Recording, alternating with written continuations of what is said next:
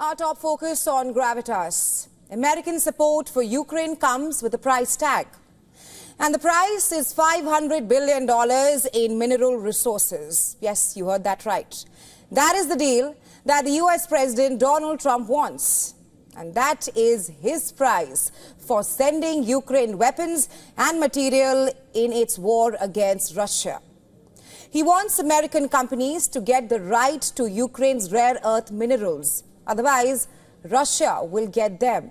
In his words, and I'm quoting him here, they may be Russian someday. In an interview with Fox News, Trump claimed that the United States is in for more than $300 billion, probably $350. In various forms of aid to Ukraine, he said that it would be stupid for Washington to continue bankrolling Ukraine without receiving anything in return. Ukraine, battered and bruised by 3 years of war, is agreeing to Trump's demands. It is becoming increasingly clear that the real price in the Ukraine war is the hidden one. Ukraine's real war is a battle for its natural resources, which could be worth trillions of dollars. Before we go ahead, take a look at this map. There might be a problem for America.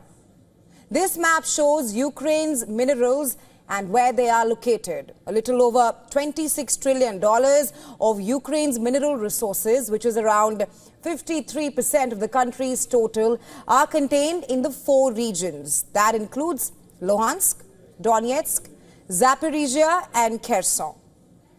But you know what else is common among these 4 regions? Well, they're all under Russian control currently.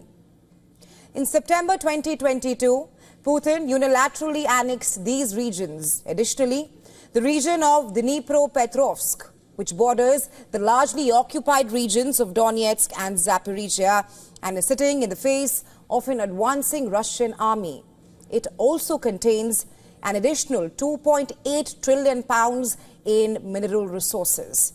And if you go further down in the map, you'll see that the Crimean Peninsula, annexed and occupied by Putin's forces in 2014, also holds roughly 165 billion pounds worth of minerals. The list of rare earth minerals found in Ukraine also includes beryllium, manganese, gallium, and all these are used for manufacturing semiconductors and LEDs. Uranium, zirconium, graphite, apatite, fluorite and nickel, they are, according to the Institute of Geology, Ukraine possesses rare earth elements like cerium and lanthanum.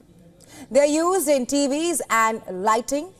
Meanwhile, neodymium is used in wind turbines and EV batteries. Erbium and yttrium are used for nuclear power lasers.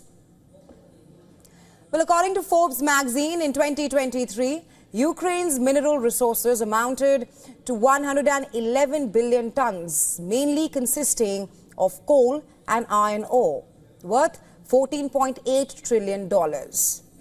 Remember, when Putin first sent troops to Ukraine in 2022, he cited the protection of people in Donbass as a key reason for launching the military operation in Ukraine.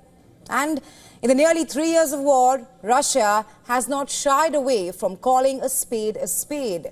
It has, on several occasions, exposed the real intention behind NATO's support for Ukraine. In October 2024, Russian Foreign Minister Sergei Lavrov said that the resources in these areas are a major factor in the support of NATO for Kyiv. I'm quoting him here further. Their discourse revolves around regions and resources that they require in America. Our concern is not the area, but people, unquote.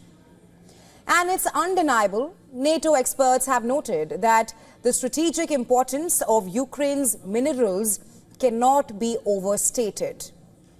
The European Commission has identified Ukraine as a potential supplier for over 20 critical raw materials.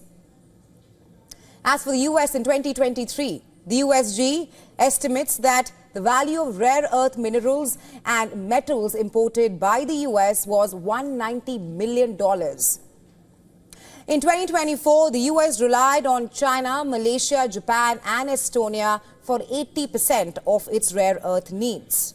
Currently, China controls a large portion of global industrially used rare earth minerals, supplying about 40% of EU's requirements.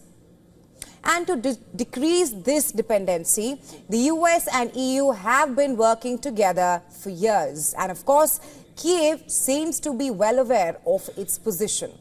It would explain right now as to why Zelensky has been dangling, allowing the US to develop its country's natural resources as a tactic to keep Trump on his side.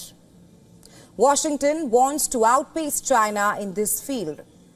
As for US President Donald Trump, he's just more than happy to voice Washington's desire to exploit Ukraine's mineral resources.